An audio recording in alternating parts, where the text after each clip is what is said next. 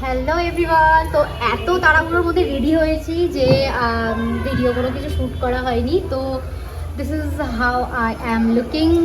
So আজকে আমার anniversary, first year marriage anniversary. তো আমরা এখন যাব পুজো দেওয়ার জন্য অ্যান্ড আমি এরমভাবে রেডি হয়ে গেছি। তো হয়তো ওখানে ভিডিও করতে পারবো না, হয়তো কাছাকাছি কোথাও গিয়ে হয়তো ফোনটা, হয়তো না, তোমায় রেখে দিতে হবে ফোনটা।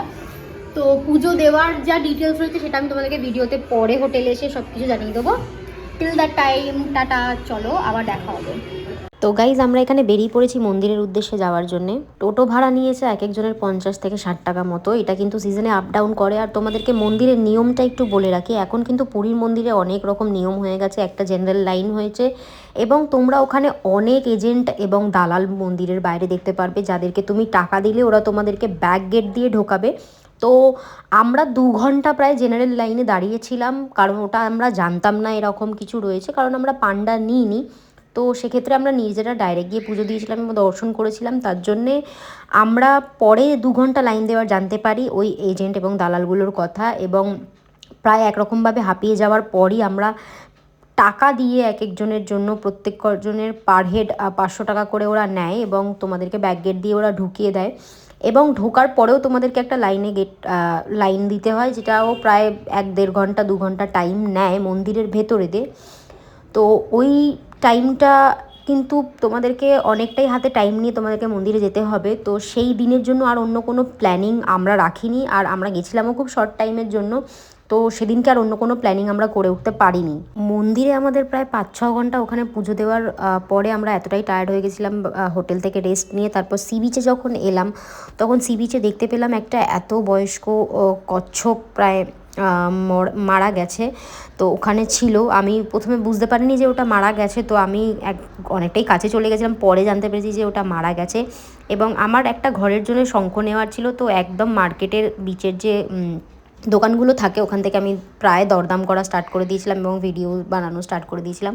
তো ওখানে কিন্তু শঙ্খ তোমরা অরিজিনাল এবং ডাস্টের অনেক রকম শঙ্খ পাবে, তো তোমাদেরকে ওটা চেক করে নিতে হবে। আমি একটা অরিজিনাল নিয়েছিলাম, দরদাম করে প্রায় ওটা 600 টাকা বলেছিল, তারপরে ওটা আমি হয়তো 500 বা 550-র মধ্যে ওটাকে নিয়ে এসেছিলাম। আর ওটা সাইজটা ছোট ছিল, তো তোমরা এরকম সাইজের অনুযায়ী দেখতে পেয়ে যাবে। আর এখানে এই জুয়েলারিসগুলো 100 রুপিস করে, আমি তো প্রায় অবাক হয়ে গেছিলাম এটা জানার পর যে এইরকম জুয়েলারিসগুলো সেট, হার কানের সেট, তো ওগুলো 100 টাকা করে পাওয়া যাচ্ছিলো। তো আমি পছন্দ করে উঠতে পারছিলাম না কোনটা নেবো, কারণ ওখানে আমি একা ছিলাম, আমার সাথে আর কেউ ছিল না।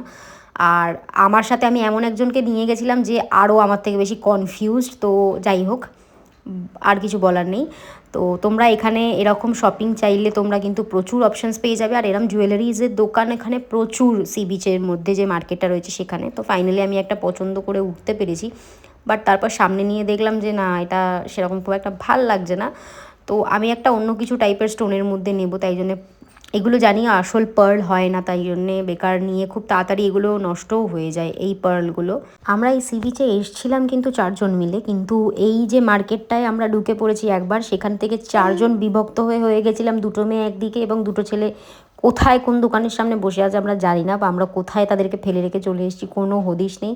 কারণ আমরা এখানে যতবারই আসি, এবং আমি স্পেশালি যতবারই আসি এখানে, আমি মার্কেটের মধ্যে এমনভাবে ঢুকে যাই আমার হুঁশ থাকে না আর আশেপাশে কোথায় কে আছে, সঙ্গে কে আছে না আছে, কারণ আমি বেশ শপিং অ্যাডিক্টেড এবং আমার এখানে শপিং করতে আসতে খুবই ভালো লাগে। এবং প্রত্যেকটা জায়গায় চারিদিকে যখন দেখতে পারি সব কিছু জগন্নাথ প্রভু রিলেটেড এবং সব কিছুতেই জগন্নাথ প্রভু, তখন এই জায়গাটা হারিয়ে যাওয়ার মতোই।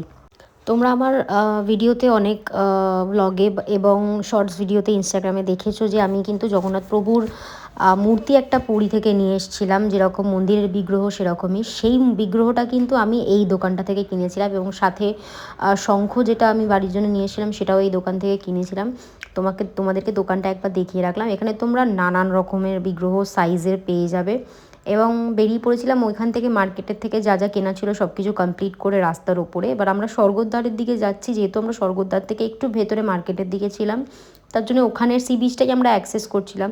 তৎক্ষণাৎ যেতে যেতে দেখছি যে একটা গাড়ি, যেটা হয়তো অনেকটা লং ড্রাইভ করে এসছে, প্রায় মানে আগুন ধরে যাবে এরকম অবস্থা। তো আমার বর তো রীতিমতো ওখান থেকে আমাকে যেভাবে হোক তাড়াতাড়ি নিয়ে যাওয়ার চেষ্টা করছিল, কিন্তু রাস্তাটা এত জ্যাম ছিল, ভয়ও লাগছিল যখন তখন গাড়িটা হয়তো মেবি ব্লাস্ট করতে পারে বা কিছু করতে পারে, কারণ অলরেডি ইঞ্জিন থেকে প্রচুর ধোঁয়া বেরাচ্ছিল। তারপরে এসছি আমরা মিও আমরতে। আমরা আসিনি, আমাদেরকে জোর করে মিও আমরতে নিয়ে আসা হয়েছিল, কারণ সেদিন আমাদের অ্যানিভার্সারি ছিল আর আমাদের ফ্রেন্ডসরা আমাদেরকে জন্য একটা কেক নিয়েছিল। তো স্পেশালি এই যে দোকানগুলো রয়েছে না, এগুলো কিন্তু জামা কাপড়ের যে কালেকশন থাকে, এখানে কিন্তু তোমরা 100 রুপিস, 50, 70, 60 নানান রকম প্রাইসের, নানান রকম সাইজের, বাচ্চাদের থেকে বড় সবার জামা কাপড় পেয়ে যাবে। সব কিছু শেষে এবার শপিং কমপ্লিট করার পর এবার আমাদেরকে মনে পড়লো চা খাওয়ার কথা। তো সব কাজ শেষ করে নিয়ে আমরা এখন সি বিচের ধারে একটা দোকানে বসে পড়েছি চা খাওয়ার জন্য। আমি নিজে চা দিয়ে বিস্কুট খেয়েছিলাম বলে আমার বান্ধবীর জন্য চায়ের সাথে বিস্কুট নিয়ে গেছিলাম। আর এদিকে ন্যাকামি দেখো, বিস্কুটটাকে আমি ধরে দাঁড়িয়ে গেছি কিন্তু নেয় আর না।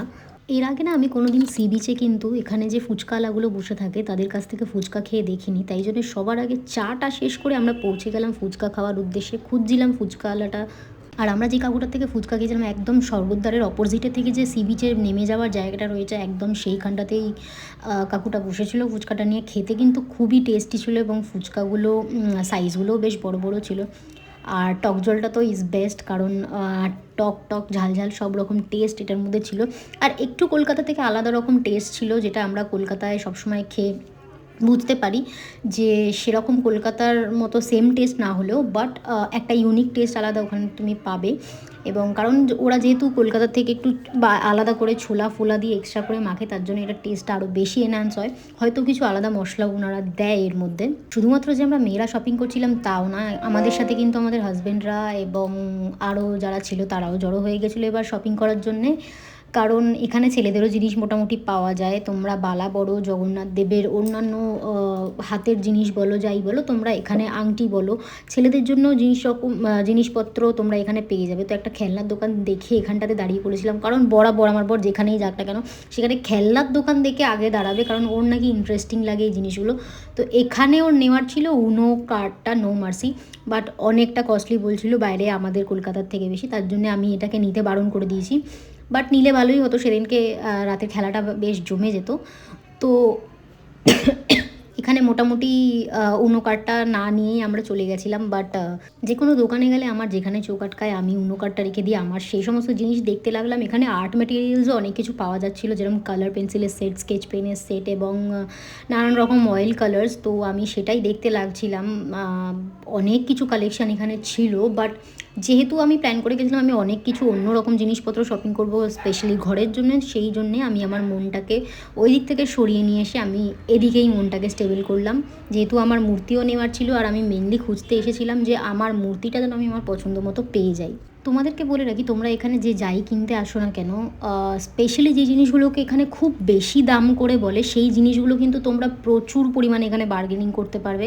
কারণ তোমরা বিশ্বাস করবে না, আমি কিছু জিনিস কিনেছি এরকম যেগুলোর দাম প্রচুর হাই বলেছিল এবং সেগুলোকে আমি বার্গেনিং করে অনেক কমে নিয়ে এসেছি, প্রায় হাফ দামে বার্গেনিং করে কিনে নিয়ে এসেছিলাম। বাট আমি বার্গেনিং করতে পারি না, বাট এখানে হয়ে গেছে তো করেছি। তো তোমরাও কিন্তু এখানে যাই কেন না কেন এখানে বার্গেনিং করবে, তোমরা বার্গেনিং করলে কিন্তু অনেক জিনিস তোমরা এখানে সস্তায় পেয়ে যেতে পারো। আর হ্যাঁ, আমার কিন্তু অলরেডি পুরীর প্রথম দুটো ভ্লগ, ট্রেন জার্নি এবং আমাদের হোটেল ডিটেলস এবং বাজারের সব কিছু ভিডিও কিন্তু অলরেডি আপলোড হয়ে গেছে। তোমরা কারা কারা দেখেছো আমাকে অবশ্যই কমেন্টে জানিও তোমাদের কেমন লাগলো ভিডিওটা। আর এরকম আরও ভিডিও দেখতে তোমাদের কিন্তু আমার চ্যানেলটাকে সাবস্ক্রাইব করে রাখতে হবে।